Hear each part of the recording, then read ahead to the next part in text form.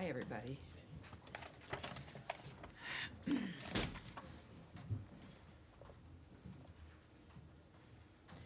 I intended to come out a little bit early, anticipating our friend Caroline closing. Hi, Tommy. Just wanted to make sure your badge. I apologize. Oh, my God, my badge. It's like I'll never be able to function without my badge from this point forward. Thank you, sir. Thank you. All right. I feel so unofficial now. All righty. Yes, so our friend Caroline briefed today, which was terrific, and so here we are. Thank you, everybody. For everyone watching at home, welcome aboard. I appreciate it. We know that many streaming options. We know C-SPAN carries us live as well, and it's great to see all of you here. Do have a couple of announcements here right at the top. Today, the State Department notified Congress on our reorganization plan to build an America First State Department capable of meeting the challenges of the 21st century. The Secretary issued a statement on the notification as he said, over the past quarter century, the domestic operations of the State Department have grown exponentially, resulting in more bureaucracy, higher costs, and fewer results for the American people. Since my first day as Secretary, I've said that this department must move at the speed of relevancy, and in April announced a broad reorganization of the department to better achieve that goal. Today, we took the next step in that process by notifying Congress of how we plan to do that. Further, he said the plan submitted to Congress was the result of thoughtful and deliberative work by senior department leadership. We have taken into account feedback from lawmakers, bureaus, and long-serving employees. The reorganization plan will result in a more agile department, better equipped to promote America's interests and keep Americans safe across the world. In addition, over the last few days, Secretary Rubio has announced new visa policies that put America first. I'm sure none of you have any questions about those. The State Department is determined to protect Americans' right to free speech and to counter the malign influence and actions of the Chinese Communist Party. The bottom line, we are using and will continue to use every tool in our tool chest to make sure that we know who it is who wants to come into this country and if they should be allowed to come in.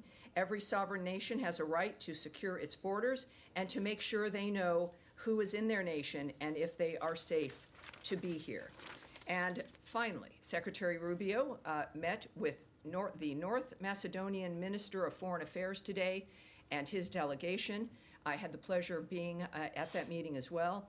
The meeting underscored the strong relationship between the United States and North Macedonia and highlighted mutual interests in regional stability, economic cooperation, and NATO. They explored opportunities to expand the economic collaboration, which would include energy, trade, and investment. A fabulous delegation. It was a pleasure to meet them. And now it's a pleasure to see you guys again. Even though I've met most of you, maybe not all of you, taking your question. Matt? Yes. I know you've got a few things on your mind. Well, yes. So I assume you were being sarcastic when you said that I know none of you have any questions. Of course, yes. Sarcasm is my favorite thing. So anyway, I do have a couple of questions. Sure. So I'll keep them brief. On the visa policy, specifically as it relates to China and the Chinese students. Mm-hmm. The statement that came out last night was wasn't very specific, shall we say, about what affiliations with the Chinese Communist Party and what critical areas of study would be applicants for visas under those would be, would be subjected to more scrutiny.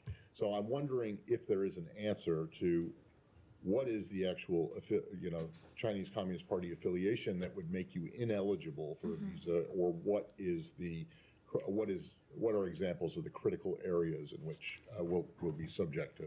Well, since starting here at the State Department in January, I've been impressed with a number of things, most everything, but also learning about the nature of the visas, and I've said here regularly, many people watching around the world might not know, is that we don't give details about what our methods are regarding visas. Of course, everyone is vetted. I think if you've gone through the process, it's about filing for a visa, and then you have to have a meeting. And you do it in your home country, your consulate, your embassy. And that's the process. So there is a vetting. There always has been. What we don't discuss, again, because of privacy issues, but also because it's different for each person, that there are a series of dynamics that can be applied, questions that can be asked, issues looked at, and we use every tool that we have to vet and to make sure we know who's coming in. In this particular case, the United States is putting America first by beginning to revoke visas of Chinese students as warranted, including those with connections to the Chinese Communist Party, as you mentioned, Matt, or studying in critical fields, and enhancing scrutiny of visas for all Chinese nationals, including Hong Kong passport holders. I will not be getting into the details, not only of what the details are regarding the scrutiny and the methods regarding the visa itself, but also when it comes to critical fields. I was rather pleased, having seen very often announcements that don't really give any information, and there's reasons for that, for national security, because there's negotiations, it's diplomatic, et cetera, or giving away the nature of how we choose to do things might give up our hand and make certain things less effective. In this case, when we think of critical fields, which is obviously a very specific phrase, we think about national security, the nature of how we keep America safe and secure and more prosperous. And it is important to have, I think, a broad base, because that could mean something different to many people. It could mean many things. And this is going to be up to the people making the decisions. And I think that that's in the framework of what we've discussed regarding the visa actions as well, when it comes to keeping America safe. The United States, I further can say here, will not tolerate the CCP's exploitation of U.S. universities or theft of U.S. research, intellectual property, or technologies to grow its military power, conduct intelligence collection, or repress voices of opposition.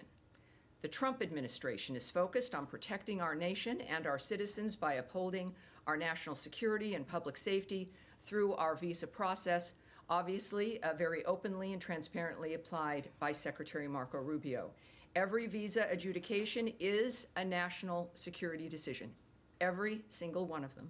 Every prospective traveler to the United States undergoes interagency security vetting, prohibiting entry to the United States by those who might pose a threat to U.S. national security or public safety is key to protecting U.S. citizens at home. So we've experienced this through these last several weeks. It is something that is at the heart and really at the front line of protecting the country. And we're taking it seriously, and we're being open about the nature of what's happening in this particular instance. So could I just ask that last bit that you just said, which was not in the statement last night and is a little bit more specific about? About the nature of the theft of certain things. Yes, well, we again, and as reporters here all and curious people, you know the nature of what China has been doing about, with technology, right? Stealing information, intellectual property, U.S. research, copyrights, et cetera. This is not new or confusing, and this is one way that we certainly can try to mitigate that issue. Yes, Andrea Mitchell. One follow-up on that, and then I want to ask you Of about course. Hamas and Gaza and Israel. Certainly. Is there any reevaluation of TikTok and its vulnerabilities, as was defined by the previous administration as dangerous for national security reasons? Does the White House, does the administration have any reevaluation of TikTok in this context as you're cracking down on Chinese? I would say you'd intelligence have to send that question, ask that of the White House. What we do know, though, of course, is that we're serious about Chinese intervention here, if you will, and the nature of what's driving, of course, this new visa vetting dynamic.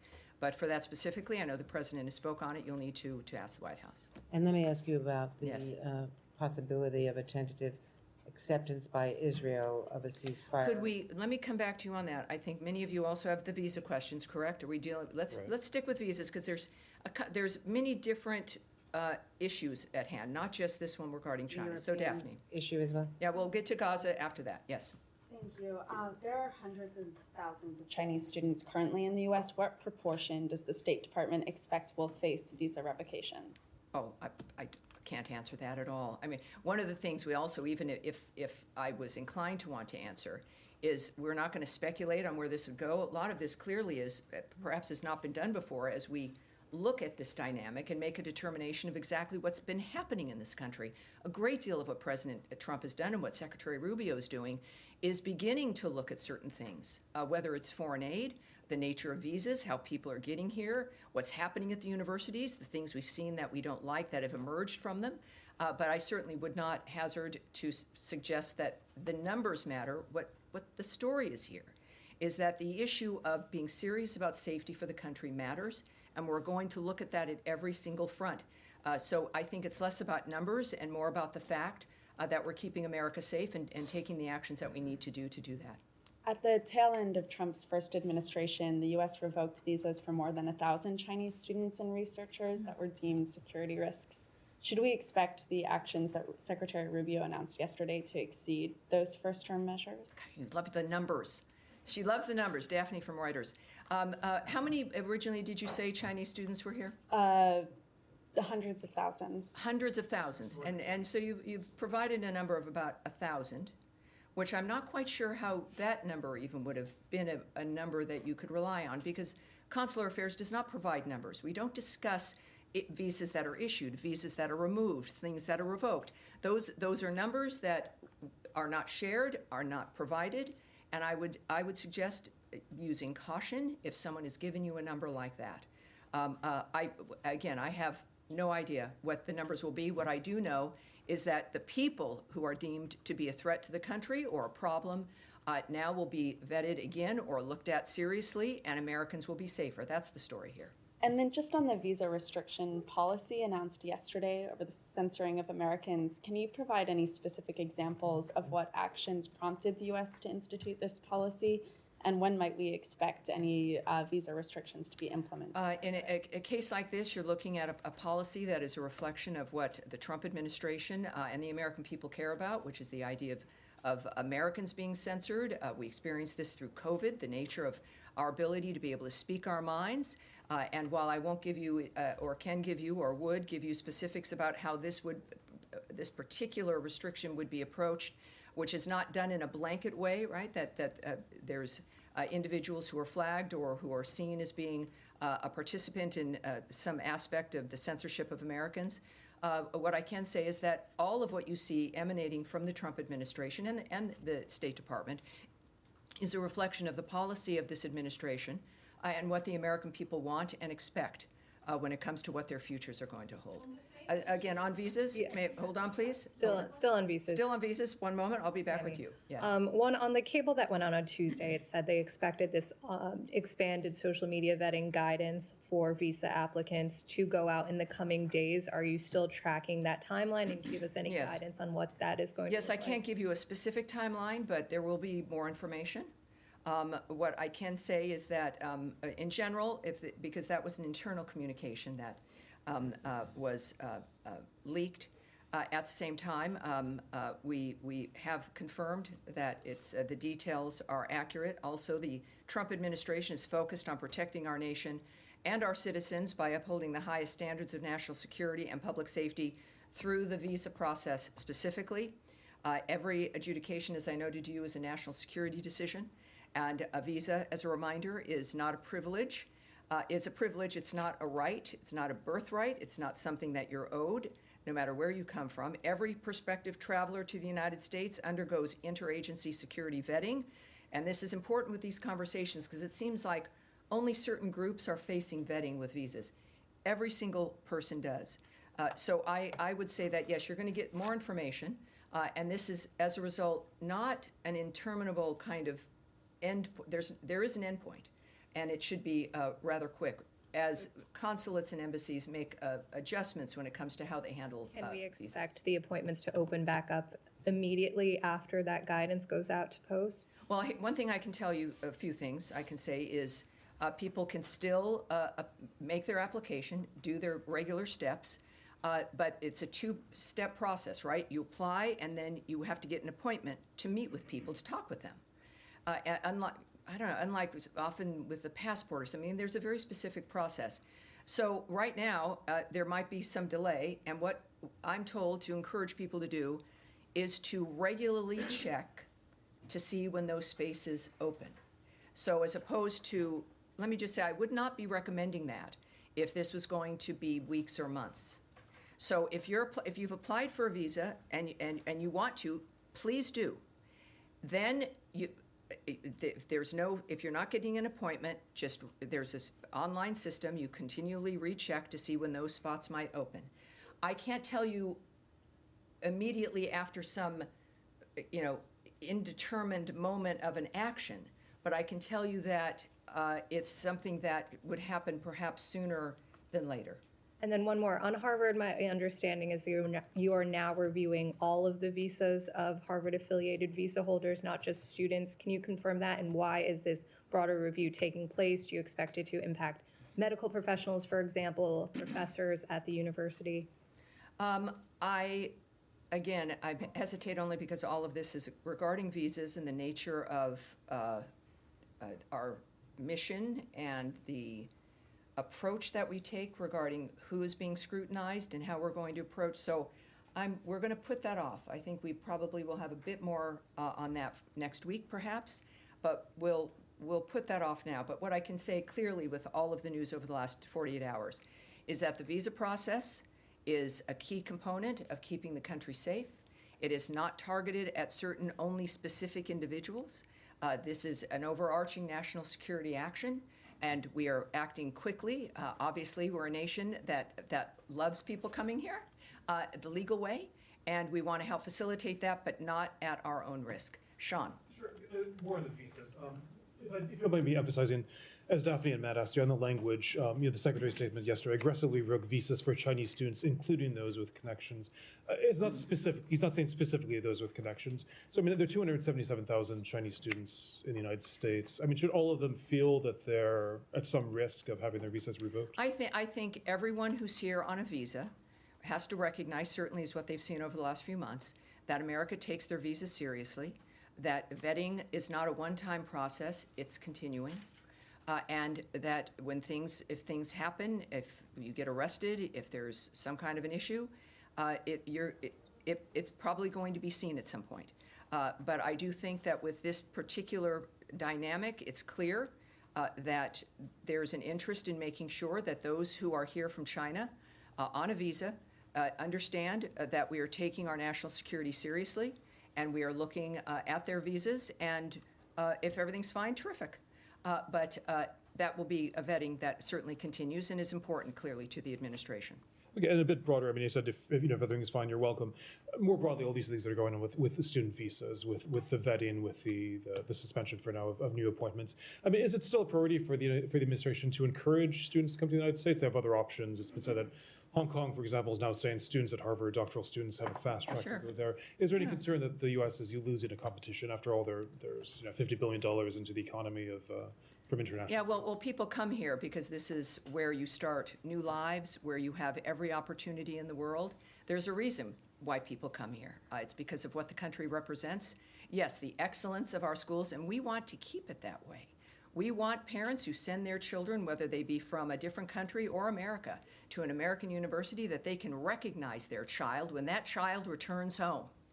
And that child actually has skills and an education that can improve their future, that can get them a job, that can help facilitate the dreams that they've had, as opposed to political indoctrination or the idea of just activism or a certain political framework that they move out with. This should be an education that is literally liberal. The idea that you learn things that help facilitate your life no matter where you come from, who you are, if you're a Jew or a non-believer or an atheist or black or white or a woman. We've been through this in this country for the last 2 to 3 generations still. And our focus is making sure that everyone who does want to send their child to a school in this country can do so knowing that they're going to be safe. They're going to be able to get into a building and not held hostage in a library because it's been occupied, or that they're going to be able to actually learn things that you're paying that kind of money for. So yes, it not only should encourage more people, for those who are already here, it's certainly an important dynamic for believing and understanding that your child's going to be safe and that you're going to get something that you've paid for more than a social activist who lives in your basement. Can I switch to the Middle East, or does anybody else have anything? Well, yeah, it's an unusual day for me, and time flies, doesn't it? I was going to Well, ask that. so many people, too many people, Matt. Could just start quickly with So we've talked a great deal about the visas. And Gaza, All right. We had Gaza. Where is she? There she is in the blue jacket.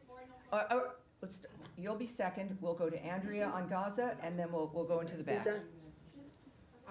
Yes. to ask you about the reported acceptance by Israel of a ceasefire for Gaza. What you can fill in about that? Does it include expanding food deliveries? Does it include the south as well as the north? And do you know whether Hamas has signed on to this? And is Qatar or Oman? Well, we know there's been a to- proposal put forward that seems to be promising. We are unaware of Hamas accepting it, but we do believe that it has some significant promise.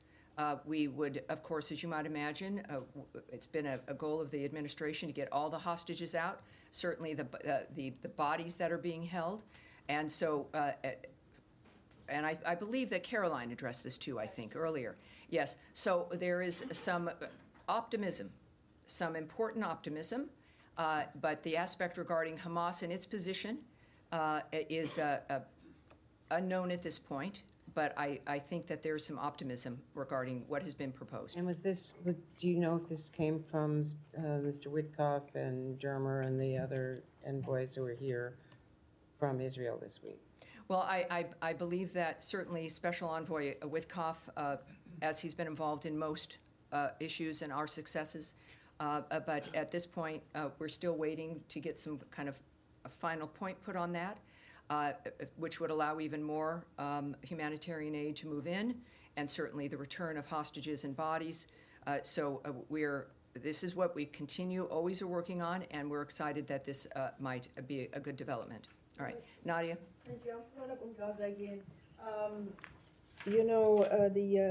Caroline just said now actually that both the Israelis and agreed to it, and they're waiting for. Yes, that's correct. So this is when we say this in optimism, it means Israel's agreed. All right, so we're in a very good position, I think. But as you know, the president said he wants to see an end to this war. Is this any U.S. guarantee that actually they're going to discuss the end of the war after the 60-day ceasefire? Because every time they reach that stop, and the ceasefire collapse is because. Well, the ceasefires don't collapse. Ceasefires are ignored by Hamas, and they're broken by Hamas. They don't just collapse under their weight. Every moment, though, even without a ceasefire and without agreements like this, there's the constant effort to get this heinous situation to end, and not just for the moment, not for the 60 days or 6 months. That is the hallmark of President Trump's vision. And what the secretaries worked for, what our special envoys have worked for. Special Envoy Witkoff could be, just like President Trump, enjoying a very comfortable life somewhere else. But these are men and women who've made this kind of commitment. So I would say that obviously the end goal is an end. But ending the murders, the slaughter, the carnage, and getting people what they need is key. And that, of course, you can't. It's different, and I think Zelensky had noted this as well, right? I mean, you can't talk about peace as you're being shot at and killed. I mean, it's one thing has to be able to lead to the other. Otherwise, it just doesn't make sense. All right. Now, in the blue, I've skipped you often. Are you on this part?